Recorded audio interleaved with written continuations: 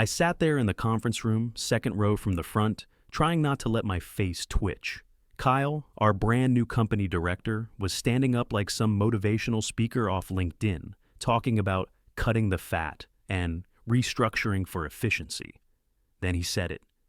And we've decided to eliminate unnecessary luxuries like international travel for licensing meetings. Those kinds of expenses just don't reflect our new priorities. The room went dead quiet. He was talking about Berlin. I'd been handling compliance at this company for over 20 years. That annual licensing conference in Berlin wasn't a vacation. It was the entire backbone of our European operations. We didn't go there to sip wine and take selfies. I went to build face-to-face trust with regulators, customs officers, our brokers, real people who mattered when shipments got stuck at the border or permits got delayed. One bad relationship in half our product line could sit in storage for months. Kyle stood there in his perfectly tailored suit, barely 30, flipping through slides like he'd just solved world hunger. He didn't ask a single question about what those trips meant. He didn't even look my way. I looked around. A few folks gave awkward coughs. A couple typed into laptops that weren't on. Nobody said a damn word. My jaw clenched, but I stayed silent. There was no use arguing in public. I could see the writing on the wall. This guy came in with a plan, and it had nothing to do with actually understanding what we did. Kyle clicked the remote. Let's be honest, we've leaned too hard on tradition and not enough on results. That changes now. He smiled like he just dropped some genius bomb. Meanwhile, I was sitting there trying not to explode. I didn't trust myself to speak, so I stared at the carpet. My palms were hot, my neck stiff. I wasn't just pissed, I felt humiliated, like 2 decades of work had just been dismissed as a line item on some spreadsheet. The meeting ended in weak applause. People scattered fast, heads down. No one met my eyes. They knew it was personal, but no one wanted to get involved. I went back to my office and opened the licensing files for Berlin. I canceled the trip. Flights, hotel, everything. A couple days later, I got an email from Kyle's assistant, Taylor, fresh out of college, barely older than my daughter, asking for the documentation I usually brought to Berlin myself. No greeting, no explanation. Just, send me what you usually take. I sent it. She never replied. 2 days after I sent Taylor the Berlin documents, Kyle rolled out a new compliance streamlining initiative. That's what he called it. Basically, he took my standard procedures, the ones I'd refined over 20 years, and dumped them into a shared folder labeled Legacy Docs. His words, not mine. We're trimming the fat, he said during the next team meeting.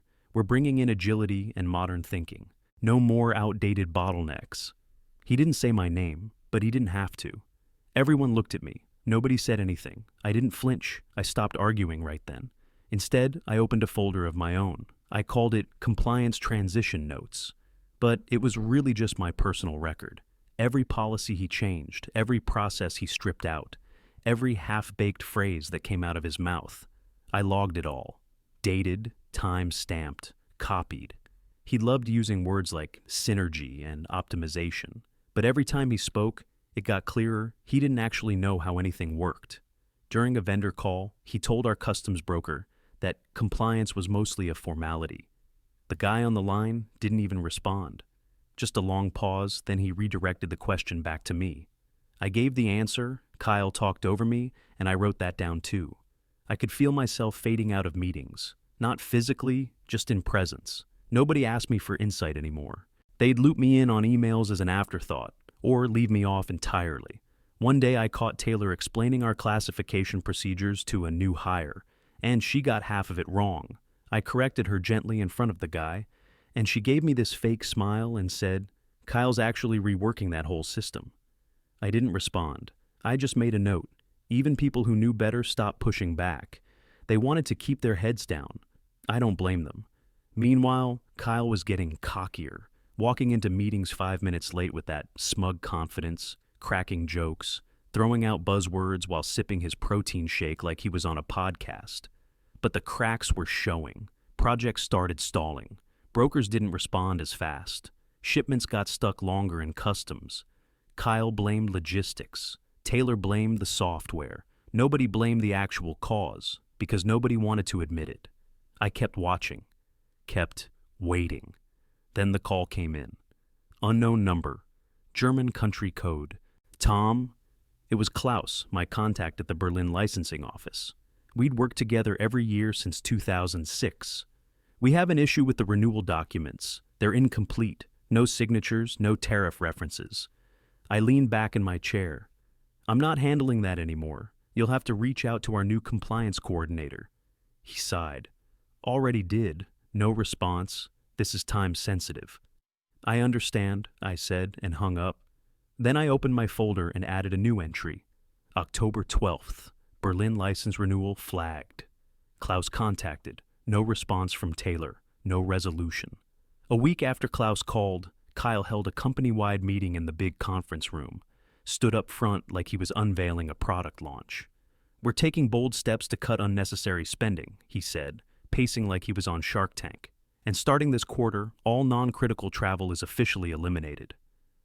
No one reacted. Everyone already knew. But hearing it out loud felt like a punch to the ribs. Kyle looked proud, like he'd just won something. For years, we've poured resources into legacy practices that don't deliver measurable returns. That ends now.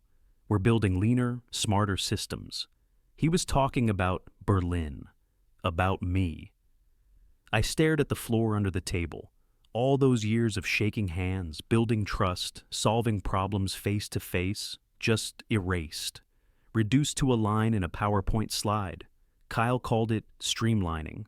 I called it ignorance in a suit. Someone asked, how will we handle regulatory updates without the in-person meetings? Kyle didn't miss a beat. We're exploring digital alternatives. Efficiency is our future. I didn't say a word, but I made sure my silence had weight. I shifted in my chair, tapped my pen once, slowly. People noticed. After the meeting, I ran into him in the hallway. He gave me that salesman smile. Big changes, huh? I smiled back. Bold, for sure. I just hope someone remembers how to fix things when they go sideways. His face twitched for half a second. We've got a capable team. Do we? I asked and walked off. In meetings after that, I kept my tone polite, but I didn't hold back. When he brought up his new automated compliance dashboard, I raised my eyebrow. How's it handle multi-jurisdictional classifications? He blinked. We're working on that piece. I nodded. Yeah, that's the hard part. I could feel it happening. I wasn't part of the team anymore. I was the caution tape people stepped over. They all smiled, said, "Good question, Tom," then ignored the answers. Kyle just kept pushing, kept tossing around buzzwords like grenades, lean systems, value alignment, strategic reductions. Behind the curtain, the foundation was crumbling. I stopped trying to save anything. Instead, I opened my personal calendar and marked every critical licensing date for the next 6 months. Berlin, Frankfurt, Osaka, Singapore. Nobody else was going to remember. Then, last Thursday, Kyle called another meeting. Whole team dialed in. He grinned like a kid who figured out how to cheat on a test. I'm happy to share we've achieved a 32% reduction in overhead. Real wins, real agility.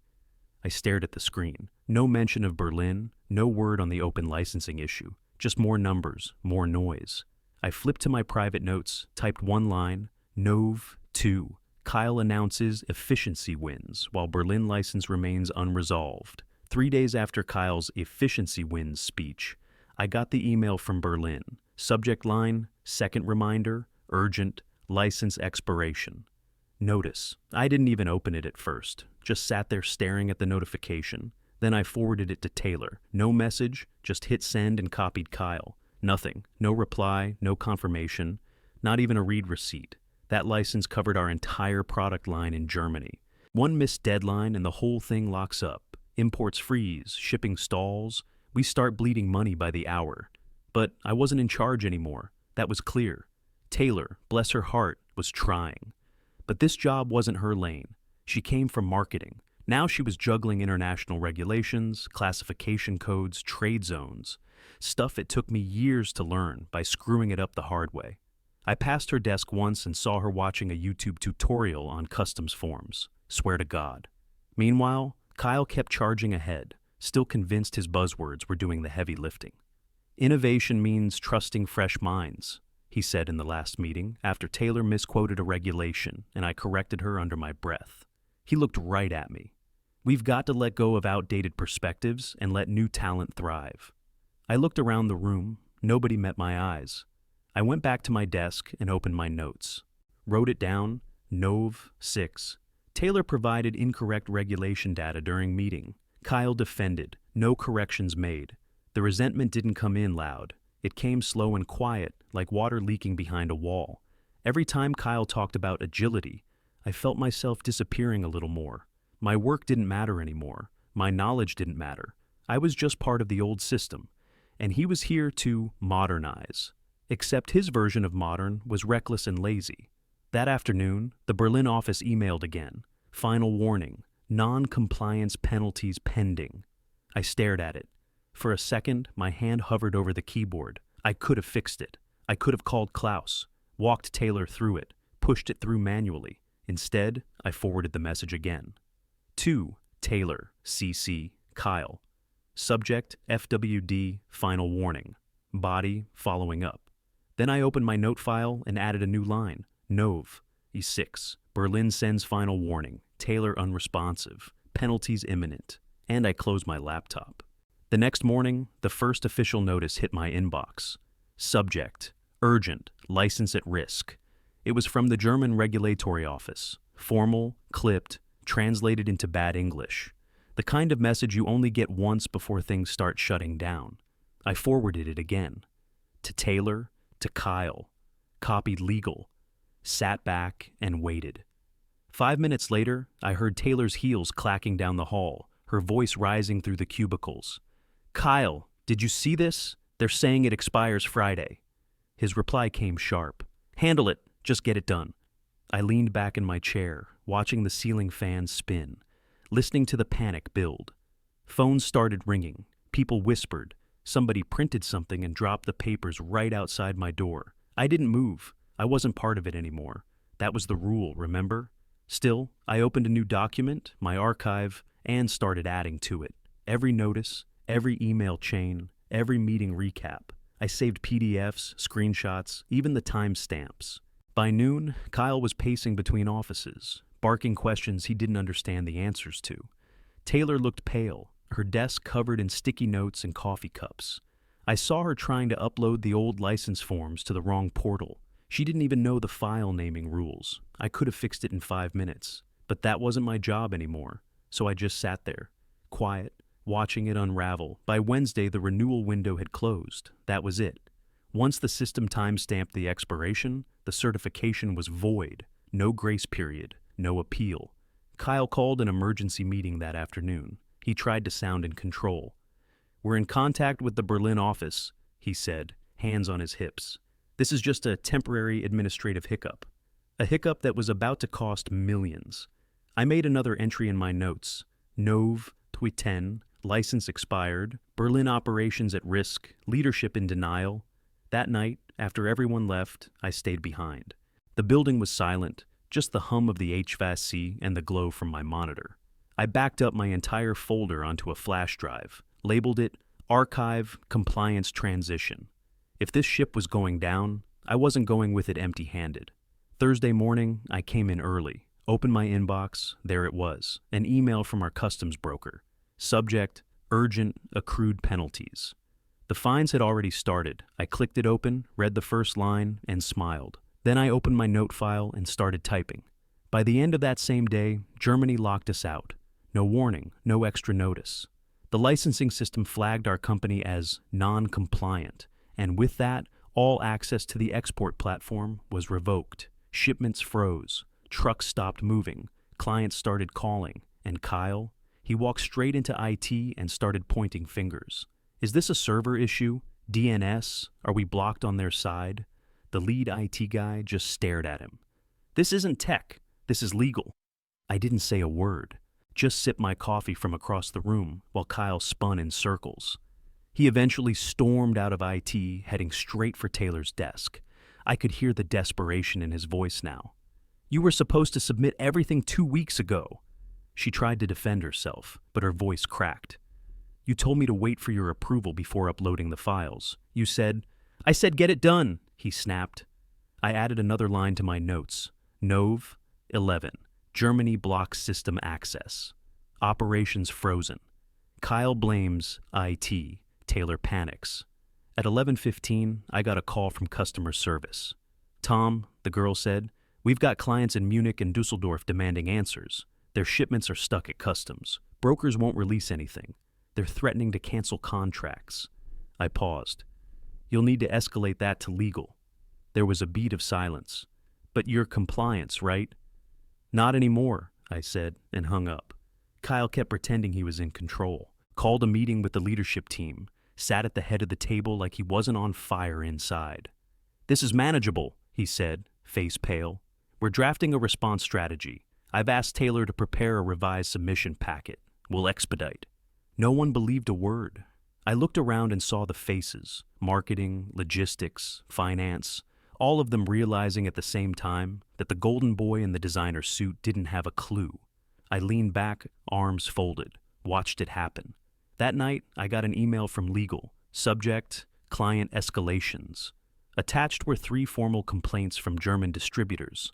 I filed them in my archive. Then, just after 6, Kyle showed up at my door, alone, sweating through his shirt. Tom, he said, voice low, we need your help. I need your help. Can you walk Taylor through the submission? Just help us fix this. I didn't blink. Not my problem anymore, I said, and shut the door. The boardroom was quiet when I walked in. No greetings, no smiles. Just a long table, stiff faces, and one empty chair at the head where the CEO sat waiting. Kyle was already there, slouched in his seat, pale and rattled. The fake confidence he wore like armor had cracked. I didn't bring a laptop or a tablet, just a manila folder, thick, labeled in black marker, Compliance Timeline, EU Failure. The CEO cut straight to it. Tom, tell me what happened. I didn't waste time. I slid the folder across the table. Everything's in there, I said. Emails, memos, regulatory notices, submission timelines. I started documenting the moment Kyle took over the process. He opened it and started flipping. The room stayed silent except for the sound of turning pages and Kyle's nervous breathing. This is thorough, the CEO muttered. Kyle leaned forward, desperate. Hold on, none of that proves intent. We were transitioning. There was overlap, confusion. We didn't know the license would lapse. I cut in. You were warned 5 times. I copied you. You chose not to respond. His eyes darted around the table, but no one was backing him up now. The CEO looked up. Is this accurate? I nodded once. To the day. Kyle tried again. I was following a strategic restructuring. That's what you asked me to do. No, the CEO said sharply. I asked you to cut waste, not gut the entire operation. Kyle started to talk, but the CEO raised a hand and shut him down. We're done here. He turned to the HR director. Start the exit process. Today. Kyle sank in his chair. Didn't say a word. The CEO looked at me. Tom, you should have brought this forward sooner. I did, I said, just not the way you expected. He studied me for a second, then said, I want you to take over as interim director of compliance. Clean up this mess. Report directly to me. I smiled, but it didn't reach my eyes. Appreciate the offer, I said, standing, but I've got something else lined up. You're leaving? I've been gone for months, I said. You just noticed now. I grabbed my folder, nodded once, and walked out without looking back.